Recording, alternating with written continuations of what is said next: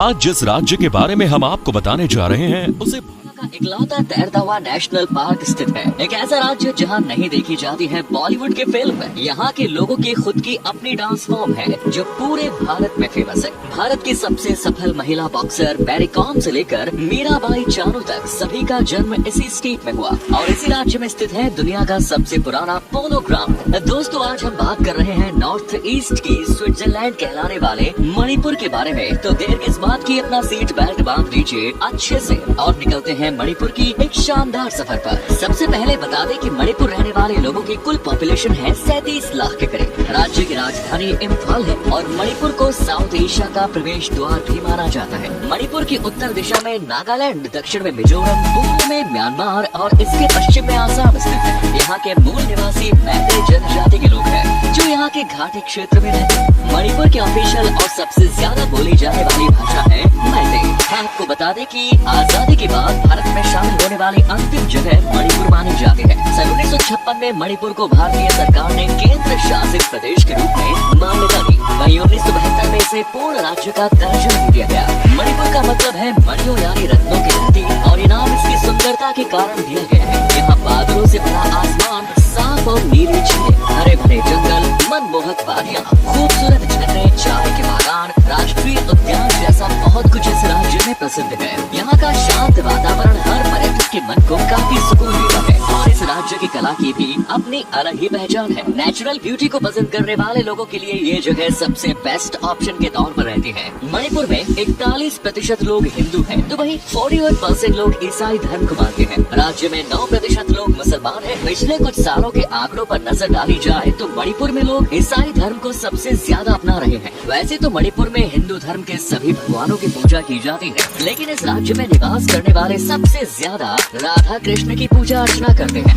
दोस्तों, यहाँ पर 30 प्रकार की जनजातियों का निवास है, जिसकी वजह से उनकी धार्मिक और सांस्कृतिक मान्यताएं अलग दिखाई देती हैं। इन जनजातियों में प्रमुख कोइराओ, खोइबो, खारम, हमार, गंगटे, चौथे, चिरू, एमोल आदि शामिल है। इनका लाइफस्टाइल भारत के बाकी राज्यों से एकदम हटकर है। बाकी राज्यों से अलग मणिपुर का कल्चर, यहाँ के लोगों और उनका रहन सहन से लेकर खाने पीने के तौर तरीकों तक सब कुछ अलग है। इसलिए मणिपुर को भारत का सबसे अलग और अनोखा राज्य माना जाता है। दोस्तों, मणिपुर के लोग म्यूजिक के काफी शौकीन होते हैं, लेकिन इस राज्य के लोगों को बॉलीवुड फिल्मों से कुछ ज्यादा ही नफरत है। तभी तो यहाँ साल 2000 के बाद से कोई भी हिंदी फिल्म रिलीज ही नहीं हुई। ऐसा इसलिए क्योंकि यहाँ के रिबेल ग्रुप्स को बॉलीवुड फिल्में पसंद नहीं आती, क्योंकि ये लोग हिंदी भाषा को पसंद नहीं करते और इसी वजह से स्टेट में कोई बॉलीवुड फिल्म रिलीज नहीं हो पाती। बहुत ही कम लोगों को इस बात की जानकारी होगी कि इस राज्य को हमारे देश के प्रथम प्रधानमंत्री पंडित जवाहरलाल नेहरू जी ने ज्वेल ऑफ द इंडिया कहा। उन्होंने खुद इस बात को माना था कि अगर भारत की धरती पर कश्मीर के बाद कोई सबसे सुंदर जगह है तो वो है मणिपुर।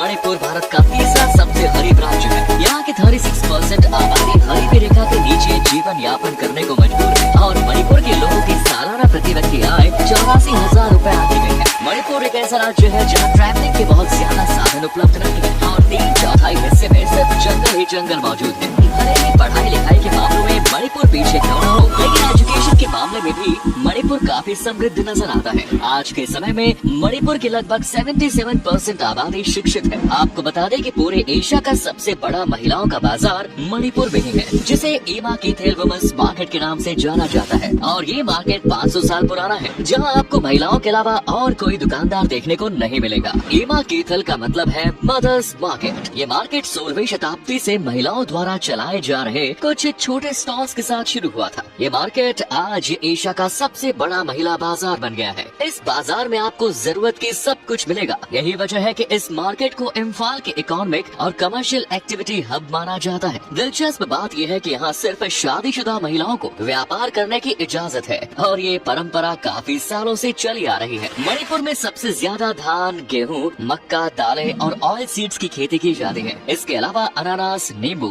केला जैसे फल और फूल गोभी, पत्ता गोभी जैसी सब्जियों का उत्पादन भी यहाँ बड़े पैमाने पर किया जाता है। साथ ही मणिपुर के पहाड़ी इलाकों में कई प्रकार की जड़ी बूटियाँ भी पाई जाती हैं। इन जड़ी बूटियों का इस्तेमाल लोग औषधि के तौर पर करते हैं। यहाँ काले चावल की खेती भी की जाती है और सबसे ज्यादा काले चावल की खेती करने वाला मणिपुर भारत का एकमात्र राज्य है। इस चावल को चाखाओ कहा जाता है। इसकी खासियत की वजह से इसे GI टैग मिल चुका है और इस राज्य के लोग इस चावल को काला सोना भी कहते हैं। इसके अलावा मणिपुर की अर्थव्यवस्था माइनिंग पर्यटन पर निर्भर करती है और राज्य के हर एक जिले में अलग अलग काम किया जाता है। किसी जिले के लोग मिट्टी के बर्तन बनाते हैं तो किसी जिले के लोग आभूषण बनाते हैं। यहाँ बनाई जाने वाली ज्वेलरी पूरे भारत में सबसे ज्यादा एक्सपोर्ट की जाती है। साथ ही इस राज्य में बांस का कारोबार बड़े पैमाने पर किया जाता है। मणिपुर को ऑर्किड बास्केट के नाम से भी जाना जाता है। ऐसा इसलिए क्योंकि यहाँ पर 500 से भी ज्यादा प्रकार के ऑर्किड फूल मिलते हैं। वहीं मणिपुर के सबसे सुंदर फूल है शिरुई लिली। ये फूल बरसात के दौरान खिलता है और इसकी सुंदरता का अंदाजा आप इसी बात से लगा सकते हैं कि सन 1948 में लंदन की रॉयल हॉर्टिकल्चरल सोसाइटी ने इसे मेरिट पुरस्कार से सम्मानित किया। इस फूल की एक खास बात ये भी है कि पूरी दुनिया में फूल मणिपुर के अलावा और कहीं नहीं खिलता। मणिपुर को अगर स्पोर्ट्स की स्वर्ग कहा जाए तो गलत नहीं होगा। ये तो आपको पता ही होगा कि दुनिया के कई देशों में आज पोलो खेल काफी लोकप्रिय है। इस खेल की शुरुआत 14वीं शताब्दी ईसा पूर्व के दौरान मणिपुर में ही हुई थी और दुनिया का सबसे पुराना polo ground Imphal polo ground है जो इसी राज्य में स्थित है। और 8 बार वर्ल्ड बॉक्सिंग कंपटीशन का खिताब जीतकर भारत का मान बढ़ाने वाली मैरी कॉम भी मणिपुर से ही है। इतना ही नहीं, टोक्यो ओलंपिक में सिल्वर मेडल जीतने वाली वेटलिफ्टर मीराबाई चानू की जन्मभूमि भी मणिपुर ही है। इसके अलावा यहाँ सरित सरन, मुकना और हयांग तन्नाबा जैसे लोकल गेम्स खेले जाते हैं। दोस्तों, मणिपुर के खाने की बात करें तो चावल और मछली को यहाँ सबसे ज्यादा पसंद किया जाता है। मणिपुर में चावल का लोगों को इतना ज्यादा शौक है कि यहाँ चावल से जूस बनाया जाता है और इस ड्रिंक को यहाँ की सबसे पॉपुलर ड्रिंक माना जाता है। चागेम पोम्बा